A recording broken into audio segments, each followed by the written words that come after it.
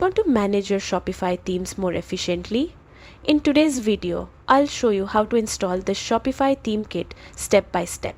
Don't forget to like and subscribe for more Shopify tips. Start from your Shopify homepage and click the search icon at the top. Type Theme Access in the search bar and select it from the suggestions. This will take you to the Theme Access page, where you can manage your store's themes and invite collaborators. Next, locate the section for installing the Shopify Theme Kit. You will see a clear install button. Click it and follow the on-screen instructions. Shopify guides you through the setup, making it simple and user-friendly. And that's it.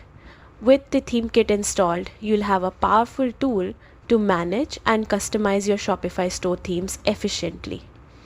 If anything doesn't appear as expected, revisit this guide or check Shopify's help resources for assistance. Thank you for watching and happy selling.